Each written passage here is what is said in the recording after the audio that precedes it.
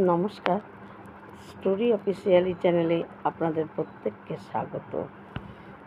গতকালই কৌশিকী অমাবস্যা গেল যে, এবং অনেক বাড়িতে তারা মার পুজো হয়েছে, সমস্ত কালী মন্দিরে মায়ের পুজো হয়েছে। কিন্তু অনেক অমাবস্যা আছে। এই কৌশিকী অমাবস্যাকে একটা বিশেষ অমাবস্যা বলে প্রত্যেকে মানে, এবং এই দিন তারা মার আবির্ভাব দিবস, অর্থাৎ এই অমাবস্যার দিন তারা মা আবির্ভাব হয়েছিল। তাই এই অমাবস্যাটাকে মানে বিশেষ একটা শক্তি অমাবস্যা বলা হয়, এবং এই অমাবস্যাটা সত্যি একটা শক্তিশালী অমাবস্যা। এবং এই অমাবস্যায় প্রত্যেকে সব অমাবস্যার থেকে এই অমাবস্যা একটা বিশেষ অমাবস্যা। এই দিনে সমস্ত মায়ের মন্দিরে পুজো হয়, তারা মার আমিষ ভোগ হয়, এবং অনেক বাড়িতেই তারা মার পুজো হয়। কিন্তু কেন এই অমাবস্যাটাকে একটা বিশেষ অমাবস্যা? আসলে শম্ভু আর নিঃশম্ভ দুই রাক্ষস ছিল। এই দুই রাক্ষস ব্রহ্মার তপস্যা করেছিল। ব্রহ্মার তপস্যা করার পর ব্রহ্মাকে সন্তুষ্ট করে, এবং ব্রহ্মা তাদের কাছে আসে, এসে তাকে বলে যে তোমরা কী চাও, তোমরা যে তপস্যা করছো। তখন ওই দুই রাক্ষস বলে যে আমরা অমর বর চাই। কিন্তু ব্রহ্মা বলে অমর বর রাক্ষসদের জন্য না, অমর বর একমাত্র দেবতাদের জন্য, তোমরা অন্য কিছু চাও। এই বলে ব্রহ্মা তখন ওই দুই রাক্ষসকে বলে যে ঠিক আছে, তোমাদেরকে কেউ মারতে পারবে না, কোনো দেবতা না, কোনো পুরুষ না, কোনো মানে বিবাহিত কেউ নারী, সেও মারতে পারবে না। তোমাদেরকে মারতে পারবে কুমারী নারী। যদি কোনো কুমারী নারী তোমাদের দুজনের সঙ্গে যুদ্ধ করে, তাহলে তোমাদের মৃত্যু হবে। বলে ব্রহ্মা চলে যায়। আর দুই রাক্ষস তো খুব খুশি। তারা মনে মনে ভাবে যে আমাদের এত শক্তি, কোনো দেবতা আমাদের কাছে পরাস্ত হয়ে যাচ্ছে, কেউ পারছে না আমাদের সঙ্গে, আর সামান্য কুমারী নারী আমাদেরকে মারবে, অসম্ভব। তার মানে আমরা অমর। এই বর পাওয়া পর শম্ভু আর নিঃশম্ভু এরা দুই রাক্ষস এত অত্যাচার শুরু করে দেয়, দেবতারা তাদের ভয়ে, দুই রাক্ষসের ভয়ে পালিয়ে বেড়াচ্ছে।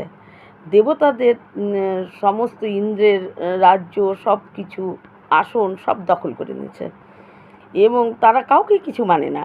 তাদের অত্যাচারের এতটা অত্যাচার করে যাচ্ছে, দেবতারা কোনো রকমে ব্রহ্মার কাছে যায়। ব্রহ্মাকে গিয়ে বলে যে পিতামহ, আপনার বরে এই দুই রাক্ষস এত অত্যাচার করছে, তার জন্য আমরা সবাই দেবতারা পালিয়ে বেড়াচ্ছি। আমাদের সমস্ত কিছু দখল করে নিয়েছে, এবং তার সামনে আমরা যদি থাকি আমাদেরকে মেরেও ফেলবে, আপনি কিছু করেন। তখন ব্রহ্মা মনে মনে ভাবে যে ঠিকই, আমার বরেই এদের এত অত্যাচার শুরু হয়ে গেছে। ব্রহ্মা তখন শিবের কাছে যায়, শিবকে গিয়ে বলে যে আমি এই শম্ভু আর নিঃশম্ভু দুজনকে বর দিয়েছি, কুমারী নারী এদেরকে মারতে পারবে।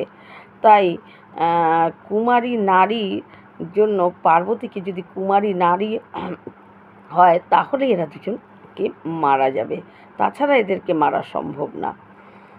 এখন এক কুমারী নারী কি করে হবে পার্বতী? শিব মনে মনে ভাবে, তাহলে কুমারী হতে গেলে একটা বিবাহিত মহিলা বা মেয়েকে কুমারী হতে গেলে তাকে মরতে হবে, মরে আবার জন্ম নিতে হবে, তাহলেই সে কুমারী হতে পারবে। তাছাড়া যার শিবের সঙ্গে বিয়ে হয়ে গেছে পার্বতী, ও কী করে কুমারী হবে? ব্রহ্মা তো শিবকে বলে চলে গেছে। শিব চিন্তা করছে যে এখন যদি পার্বতী দেহত্যাগ করে, তাকে আবার জন্ম নিতে হবে, বড় হতে হবে, এবং তাদের সঙ্গে যুদ্ধ করতে হবে, তারপর আবার, আর শিব তো পার্বতী দেহত্যাগ করলে শিব তো এমন ধ্যানে পড়ে যাবে, তারপর আবার শিবের ধ্যান ভাঙায় তারপরে শিবের সঙ্গে আবার পার্বতী বিয়ে দিতে হবে। কিন্তু এটা অনেক সময়ের ব্যাপার। আর এই এতটা সময় যদি এই ২ রাক্ষসকে দেওয়া হয়, তাহলে দেবতা আর একজনও বাঁচবে না। দেবতারা শেষ হয়ে যাবে। সমস্ত আ জায়গা এরা দখল করে নেবে। এরাই স্বর্গরাজ্য চালাবে। আর সমস্ত অত্যাচার এদের আরও অত্যাচার বেড়ে যাবে। তখন শিব কিন্তু পার্বতীর আ আমরা এখন যেই পার্বতীর গায়ের রং দেখি, আমরা মূর্তিতে দেখি যে শিবের বামে বসে আছে পার্বতী, গায়ের রং শিবের মতনই ফর্সা বা শিবের থেকেও বেশি ফর্সা। কিন্তু আসলে পার্বতী যখন মানে পার্বতীর গায়ের রং ফর্সা ছিল না, শ্যামবর্ণ ছিল। শিবের তুলনায় অনেকটা কালো ছিল। তখন শিব পার্বতীকে বলে, পার্বতী তো এত বিষয় কিছুই জানে না। শিব তখন পার্বতীকে বলে যে, "আমি এত ফর্সা আর তোমার গায়ের রং এতটা কালো।" কিন্তু এই কথা বলাতে পার্বতী ভেতরে মনে মনে ভাবে যে হয়তো শিবের আমার গায়ের রঙের জন্য আমাকে পছন্দ হচ্ছে না বা শিবের ভালো লাগছে না, তাই আমি এই গায়ের রং রাখবো না। তাই সেদিন ছিল অমাবস্যা। সেই অমাবস্যার দিন পার্বতী ব্রহ্মার ধ্যান করতে বসে যায়। ব্রহ্মা আসে, এসে পার্বতীকে বলে যে, তুমি কি চাও? তুমি কেন আমার ধ্যান করছো?" তখন পার্বতী বলে যে, "আমার এই গায়ের কালো রং বদল করে আমাকে ফর্সা করেন।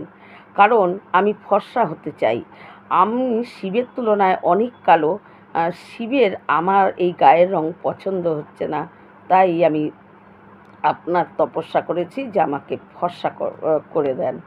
তখন ব্রহ্মা কী করে, পার্বতীর ওই ব্রহ্মা তাকে বর দেয় এবং ব্রহ্মার বরে পার্বতীর ওই কালো চামড়া নিচে পড়ে যায়। আর পার্বতী ফর্সা রূপ নিয়ে দাঁড়িয়ে থাকে। আর কালো চামড়ার থেকে একটা নারী তৈরি হয়। আর সেই নারী হলো কৌশিকী নারী। আর তার নাম কৌশিকী এবং সেই হলো তারামা। তাই সেদিনকে তারামার আবির্ভাব, এই কৌশিকী অমাবস্যার দিন তারামার আবির্ভাব দিবস বলা হয় এবং তারামার পুজো করা হয়। আর ওই কুমারী নারী ওই ২ রাক্ষসকে মারে এবং ওই তারামার রূপ নিয়ে তিনি থাকেন এবং এই কৌশিকী অমাবস্যা, এই মায়েরই একটা নাম হলো কৌশিকী।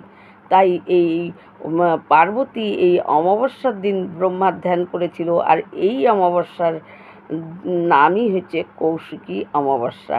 আর এটা সত্যিই শক্তিশালী একটা অমাবস্যা। যত অমাবস্যা আছে তার মধ্যে এটা সবচেয়ে শক্তিশালী অমাবস্যা। আর এই দিনই তারামার আবির্ভাব হয়েছিল ওই কুমারী কন্যারূপে। তাই এই অমাবস্যাতে প্রতিটা মন্দিরে এবং প্রত্যেকটা জায়গায় মায়ের পুজো হয়। আর তারামার পুজোও এই দিনে হয় এবং আমিষ ভোগ দিয়ে তারামাকে এই দিন পুজো করা হয়।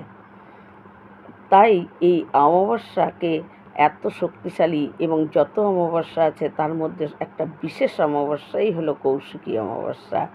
এই কারণে। এই রকম ভিডিও পাওয়ার জন্য আমার চ্যানেলটিকে সাবস্ক্রাইব করবেন। নমস্কার।